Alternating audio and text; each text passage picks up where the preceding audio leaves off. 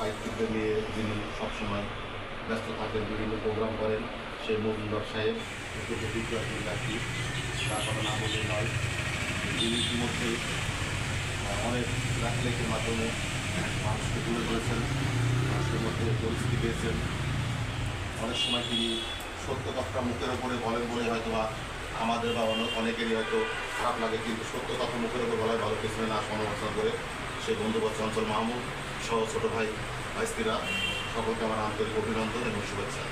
আসলে এইসব জ্ঞানী গুণীদের মাঝে বক্তব্য দেওয়ার কোনো অভ্যাস তেমন আমার নাই। তো একটা দুটো কথা বলি, সেটা হচ্ছে এই যে সংবর্ধনা, একটা কুইজ প্রতিযোগিতায় একজনকে সংবর্ধনা দেওয়া হচ্ছে, এটা বড় কথা নয়। বড় কথা হচ্ছে আমরা আজকে ঈদ উত্তর সবাই একসাথে বসতে পেরেছি এবং যে একটা ট্রাডিশন চালু হচ্ছে যে আমরা যাতে একে অপরের সাথে থাকতে পারি, কবি, সাহিত্যিক, সাংবাদিক মিলেমিশে যাতে আমরা সমাজের জন্য কাজ করতে পারি। তো সেই কারণে আজকে আমাদের এই বসা। আজকে চঞ্চল মাহমুদ যে কুইজটা ছেড়েছিল, সেই কুইজে বিজয়ী হয়েছে আমাদের জামিরুল ইসলাম, সাংবাদিক এবং শিক্ষক।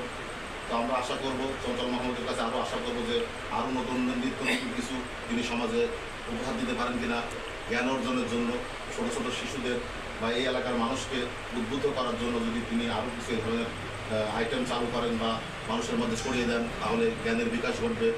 এটা কুইজটা কিন্তু একটা দারুণ জিনিস। এটাকে অনেক বুদ্ধি খাটিয়ে, মাথা খাটিয়ে তৈরি করতে জানতে হয়। অনেক বিষয় না জানলে কিন্তু কুইজের উত্তর দেওয়া যায় না। যাই হোক, আগামীতে চঞ্চল মাহমুদ আরও এই কাজগুলো করবে। পাশাপাশি আমরা যারা এখানে কবি সাহিত্যিক আছে, আমরা চেষ্টা করব আমাদের অবস্থান থেকে আমরা আমাদের জিনিসগুলো তুলে ধরে সঠিক তথ্যটা আমরা তুলে ধরে যাতে আমরা সমাজকে অবগত করতে পারি, এই প্রত্যাশা ব্যক্ত করে সবার সুস্বাস্থ্য কামনা করে সকলকে ঈদ মোবারক জানিয়ে আমি আমার বক্তব্য শেষ করছি। জানাতে চাচ্ছি আমাদের মজুমদার ভাইকে। আমি জানতাম না উনি আমার ভাইরা ভাই, আমার আপন ভাইয়ের ভাইরা ভাই। আমি অল্প কয়েকদিন আগে জেনেছি এবং প্রাইড অফ আলমডাঙ্গা বইটা নিয়ে আমাকে আনুষ্ঠানিকভাবে যদি কেউ প্রথম কোনো অভিনন্দন জানিয়ে থাকে, সেটি হচ্ছে মজুমদার সাহেব, আনুষ্ঠানিকভাবে। আসলে আমি আলমডাঙ্গা আসার পরে দীর্ঘকাল দেখেছি আলমডাঙ্গাতে যত ভালো মানুষ আছে, গুণীজন আছে, কিন্তু তারা সবাই আলমডাঙ্গার বাইরে, তাদের শেকড়ের টান নেই। শেকড়ের টান যদি থাকতো তাহলে আমি নোয়াখালী, কুমিল্লা ওই অঞ্চলের মতো আমাদের অঞ্চলেও অনেক ডেভেলপমেন্ট হতো। আর এই শেকড়ের টান আনার জন্যই আমার মাথায় একটা প্ল্যান আসলো, এই লোকগুলোকে এক জায়গায় করা। এই গুণীজনগুলোকে যদি আমরা এক জায়গায় করে একটু সম্মানিত করতে পারি, তাহলে নিশ্চয়ই তারা তাদের শেকড়ের প্রতি আকর্ষণ অনুভব করবেন। আর শেকড়ের প্রতি আকর্ষণ অনুভব করলে ডেফিনেটলি তারা এলাকার উন্নয়নের জন্য এগিয়ে আসবেন। সেই পরিকল্পনা নিয়েই আমার এই উদ্যোগ ছিল প্রাইড অফ আলমডাঙ্গা, এবং আমি প্রচণ্ডভাবে সাড়া পেয়েছি এবং আমার খুব ভালো লেগেছে যে আমার আহ্বানে এই সমস্ত গুণীজনরা সাড়া দিয়েছেন।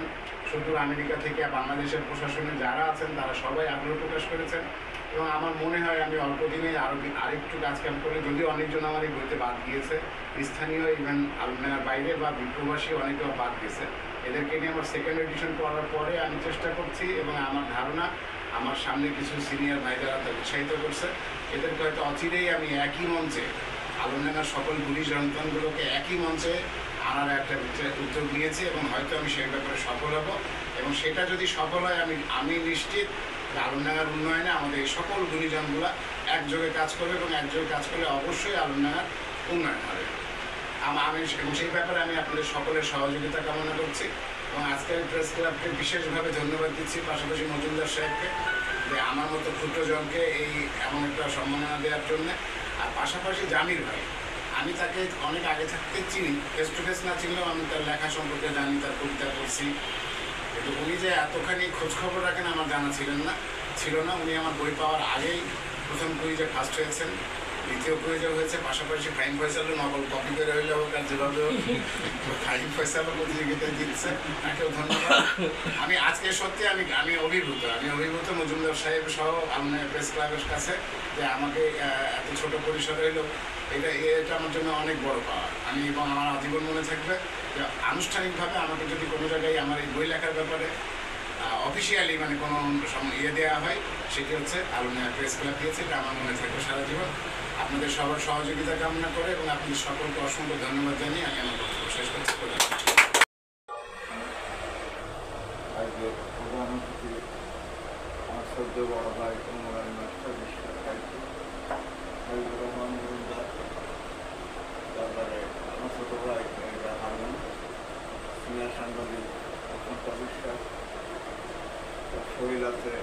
তারপর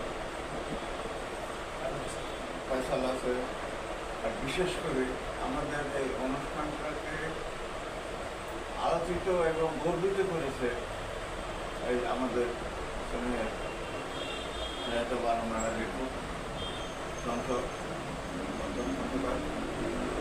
এটা এটা এই সভাটাকে সমাধানের দেখা দরকার।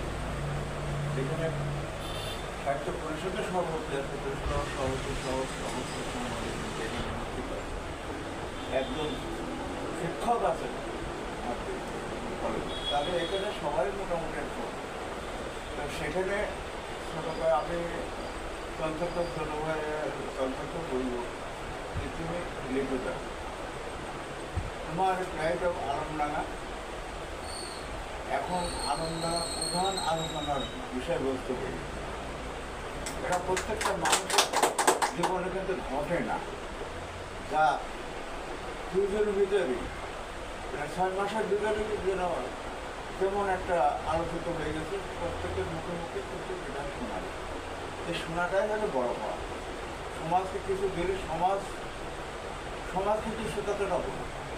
আজকে সমাজ আজ সমস্ত লেখকরা চঞ্চলের কথা বলছে, তাহলে চঞ্চল এখন কোথায় আছে তখন নিজেও জানে না কোথায় সে কোন স্তরেও অবস্থান। আমার অত্যন্ত ঘনিষ্ঠ এবং চঞ্চলের বোধহয় কোনো মনে করো 16-17টা লেখা আন্দোলনের বাজার প্রকাশ করি। এটা আমি করেছি, কষ্ট করে হলেও ভিতরে অসংখ্য ধন্যবাদ। এটা করেছি। এটা করার মানে একটা কেউ যদি উঠতে যায় পিছনে একটা কিন্তু লাগে, শক্তি লাগে। আপনি যে কাজই করেন পিছনে সাংবাদিকবৃন্দ আছে, এটা কিন্তু পিছনের আমাদের বিরাট শক্তি কিন্তু আছে। আমরা কিন্তু এমনি রবি নেই, আমরা সবসময় কিন্তু বাংলা প্রেসক্লাব ন্যায়ের পক্ষে থাকি।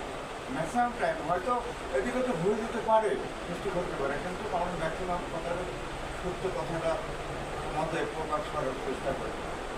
তাছাড়া এখানে আমার কুমার ইউনিয়নের কৃতি সন্তান গোলাম রহমান চৌধুরী, সেই কিন্তু বর্তমান অবস্থান তুলে ধরেছে।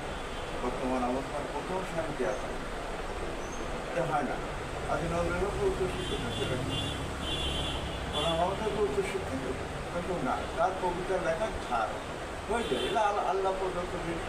প্রত্যেকে আমরা চেষ্টা করি সমাজকে কিছু দিয়ে দেন। আমরা যারা সাংবাদিক করছি সবাইকে বলবো যে সমাজ কিছু দিয়ে যান, সমাজ কিন্তু নতুন। আর সমাজ কিছু না দিলে হবে না। বেশ কিছু আমি অন্য দিকে যাচ্ছি না, যে এই আর কি কর্মবেশীরা খুব ভালো বুঝছে যে তারা এই করে। আর যাদের মধ্যে এনএসআই ডিএসপি ভূমির পরবর্তী বিভিন্ন অনুষ্ঠানে শুভেচ্ছা। বেশি আমি কিছু কথা বলতে চাই, সেই জন্য আমি অনুরোধ করছি। এবং সেই সাথে আমি আজকে এটাও ঘোষণা করতে চাই যে আগামী দিনে যাতে আমরা পরস্পরের সাথে সম্পৃক্তভাবে মিলেমিশে আমরা কাজ করতে পারি। কারণ কি, সভাপতি সাংবাদিকতা আর সাহিত্য একই মঞ্চে, একই ডায়াসে, একইভাবে সাহিত্যরা যে কীভাবে করেছে সেগুলো যারা তুলে ধরেন। তাই বলবো যে সাহিত্য আর সাংবাদিক একই ইয়েতে গাথা। তো যাই হোক, আমরা আগামী দিনে চলবো। আমি দুটো প্রস্তাবের কথা বলবো, তার আগে আমি একটা কথা বলতে চাই একটা মানুষ সম্পর্কে, যিনি আজকের এই সভার সম্মানিত প্রধান অতিথি।